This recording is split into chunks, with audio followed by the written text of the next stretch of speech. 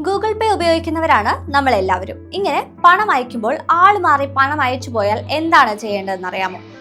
Contact മാറി പണം അയച്ചാൽ അദ്ദേഹത്തെ വിളിച്ച് പണം മാറി അയച്ച വിവരം അറിയിക്കുകയും തിരികെ ലഭിക്കാനുള്ള മാർഗങ്ങൾ തേടാനും ശ്രമിക്കണം. ഇനി മാറി അയച്ചത് അപരിചിതർക്കാണെങ്കിൽ അവരെ വിളിച്ച് പണം തിരികെ അയക്കാൻ മാന്യമായി ആവശ്യപ്പെടാം. ഭൂരിഭാഗം കേസുകളിലും ഇത് തിരികെ ലഭിക്കാനാണ് സാധ്യത. ഇനി നടന്നില്ല എങ്കിൽ ഗൂഗിൾ പേയുടെ കസ്റ്റമർ സർവീസിൽ വിളിക്കാം. ഇതിനായി ഗൂഗിൾ പേ ടോൾ ഫ്രീ നമ്പർ 180041901557 എന്ന നമ്പറിലൂടെ കസ്റ്റമർ കെയർ സർവീസുമായി ബന്ധപ്പെടാം.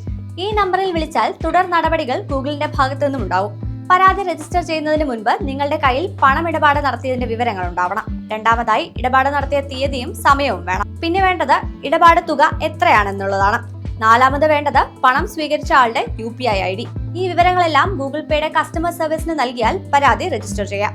മറ്റൊരു മാർഗം നാഷണൽ പേയ്മെന്റ് കോർപ്പറേഷൻ ഓഫ് ഇന്ത്യയിൽ പരാതി രജിസ്റ്റർ ചെയ്യുക എന്നതാണ്.